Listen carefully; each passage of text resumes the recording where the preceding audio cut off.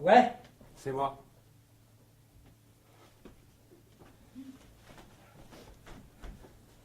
Ah, c'est toi. Je t'attendais pas si tôt. Entre. Entre.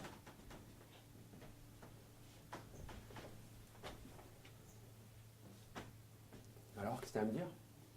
D'abord, j'ai quelque chose à te montrer. Il marche très bien. Je l'ai testé l'autre soir sur des champs.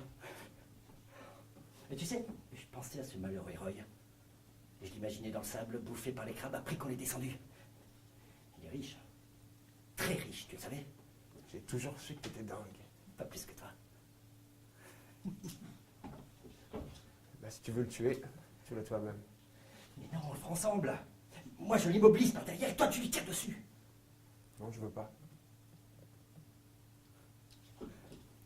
T'as raison, mon petit Elliot. Laisse-le partir avec ta femme. Arrête. C'est pas grave, on paiera les autres, ils ne le dénonceront pas. Arrête, je te dis. Et tu pourras enfin guérir de cette douleur qui te ronge. Quelle douleur? T'es jaloux. Remarque, t'as pas tort. Angèle, elle pourrait te quitter. C'est comme ça, les femmes. Elles ont besoin de sécurité. Quelqu'un qui les protège, costaud et riche. Vas-y, prends-le, on sait jamais.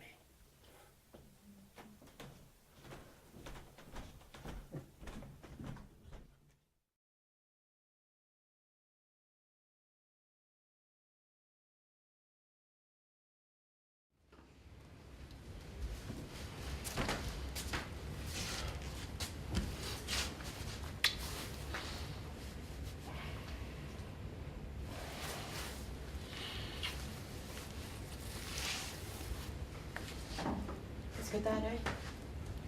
Rien, j'ai repris le rugby avec Jean-Marc. Ma mère t'a fait un gâteau. Normalement, il est beau, mais ici, après la fouille, Je t'ai attendu la semaine dernière. j'avais la grippe. J'ai appelé, ils t'ont pas dit? S'il se passe quelque chose, faut que tu me le dises. Non, il se passe rien. T'as rencontré quelqu'un, c'est ça? Quoi? Mais non, ouais. Arrête-moi de une conne, Johnny! Il se passe quelque chose!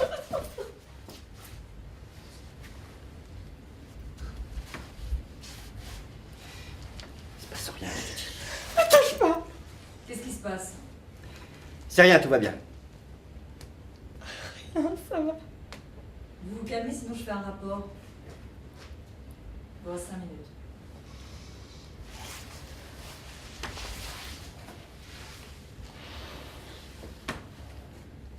Excuse-moi. C'est pas grave.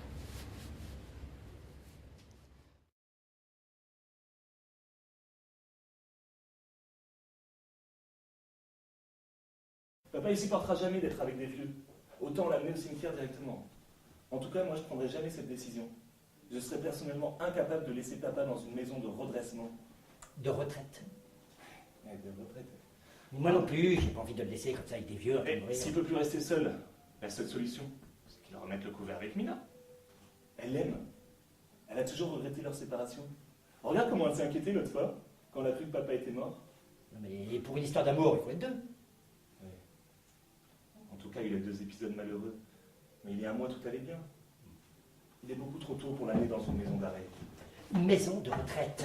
Papa, il n'a encore rien volé, ni tué personne. T'arrêtes pas sur les mots comme ça, s'il te plaît. Tu vois très bien de quoi je parle. Moi, je suis contre. Mais totalement contre.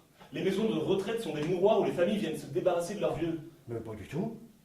Mais plus maintenant. Attends, ça, c'est des maisons de retraite comme chez toi, en Afrique. En Afrique, il n'y a pas de maison de retraite. Les vieux vivent avec leurs enfants. Ouais, mais enfin, là-bas, les vieux, ils meurent jeunes. Mais c'est pas comme chez nous. C'est sûr, ça serait mieux que papa meure. Attends, me fais pas dire ce que j'ai pas dit. Ça va, je blague, putain. Ouais, mais enfin, c'est facile de blaguer de loin. Quand on n'a pas les mains dans le cambouis. Et quand je dis cambouis, je suis poli.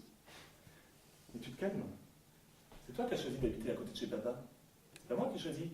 T'as acheté un appart, tu pouvais pas plus près. Tu pouvais pas quitter les parents de toute façon. Ah ouais. Pourquoi? Parce que j'habite à côté de chez papa, c'est à moi de m'en occuper. Ok. Et j'habite bien à côté de chez papa. Je suis parti faire le tour du monde. 3 ans, normalement. Simplement, papa est tombé malade juste avant que je parte. Alors dès demain, si je veux, je pars en Australie. Et on verra qui sera le plus près de nous deux. Le Congo ou l'Australie. Je peux pas parler avec toi. Faut toujours que t'en fasses des caisses. Chacun a son histoire avec ses parents. Je ne te parle pas d'histoire personnelle. Papa, bug, il dit n'importe quoi. Et moi, je te parle de relation fils-père. Tu sais bien comment il est, papa. C'est un comédien. Il va mal et aussitôt t'arrives. Il aime en rajouter, il aime qu'on chouchoute, qu'on s'occupe de lui. Papa, il joue pas. Hier, il m'appelait Paul plusieurs fois. Et maintenant, il m'appelle papa. Ben voilà. Qu'est-ce qui te gêne le plus? Qu'il t'appelle papa ou qu'il t'appelle Paul? T'as toujours pensé qu'il m'aimait plus que toi. Connard.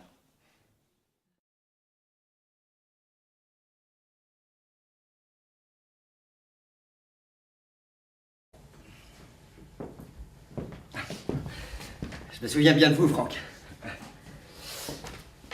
Vous suivez depuis un petit moment. Mais vous aviez eu une vilaine blessure lors d'un match, c'est bien ça? Rupture des ligaments et fracture du ménisque. 1 an d'arrêt complet, les médecins m'ont conseillé d'oublier ma carrière, je les ai écoutés. Mais c'est ce jour-là que j'ai rencontré ma femme, donc j'ai pas tout perdu. Allez, c'est bien ce que je pensais. Franck, je peux vous poser une petite question? Ça fait combien de temps que vous n'avez pas mis les pieds sur un terrain de rugby? Pour être franc, une dizaine d'années. Enfin, je joue de temps en temps avec les potes, mais pas sur des terrains officiels. 10 ans sans jouer, vous voulez soudainement devenir entraîneur? Avouez que c'est plutôt surprenant. Écoutez, Franck.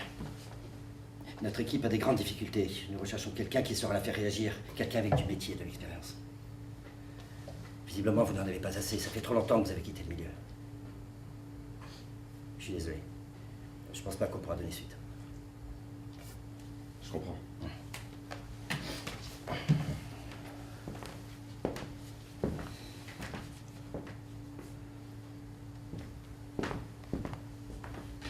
Vous savez ce que ça fait de se réveiller tous les matins et de se rendre compte qu'on est en train de passer à côté de sa vie? De se réveiller avec la sensation de voir son rêve s'éloigner et de le laisser filer doucement, d'être en train de perdre sa femme, sa famille, ses proches petit à petit sans pouvoir bouger. C'est une douleur permanente, sourde. La vérité, c'est que j'ai pas su saisir ma chance. J'ai pas écouté ma femme quand elle m'a demandé de me battre et de continuer ma carrière. C'était trop dur. Je suis resté dans ma zone de confort jour après jour, année après année. Un peu comme certains de vos joueurs sous contrat qui veulent pas prendre de risques. Qui se disent, pourquoi me défoncer?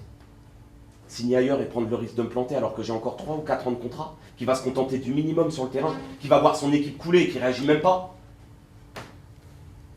Le plus difficile, c'est de décider de se battre.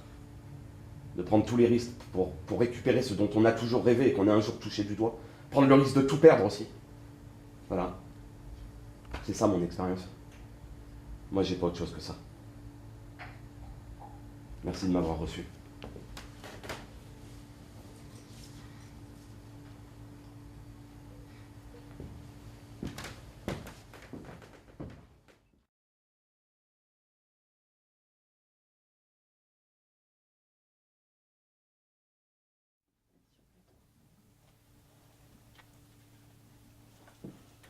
Ça va? Je te dérange? C'est qu'on va commencer là. Il faut que je te parle. Je vois bien que tu m'évites. Il faut que tu me parles, que tu acceptes de me parler. J'ai besoin de savoir ce qui se passe. Excusez-moi. C'est pas le moment là. Il se passe rien. Je t'assure, ça va. Pourquoi tu reviens pas? Ne me sors pas le petit chinois. Tu vois pas que j'essaie de nous sauver de quelque chose? De quoi? On va parler. Je voudrais te dire que... Peut-être que ça va être un gars. Mais je veux dire que je t'aime et que je veux pas te perdre. Mais moi aussi, je t'aime. Bon, écoute, je me rends compte qu'on a beaucoup de chance. Hein. On est toujours en vie, on s'aime, on a une fille en bonne santé. Delphine, tout ça c'est va être sûr. à nous. Oui, une minute. Seulement, à force de dire qu'on a de la chance, on s'interdit le doute. Voilà. C'est pas plus grave que ça. Tu comprends? Bon, on n'a jamais eu le temps, on l'a jamais pris. Hein, Marie est née tout de suite, il y a eu l'accident d'Adeline, le travail et tout ça. On a été pris dans un mouvement.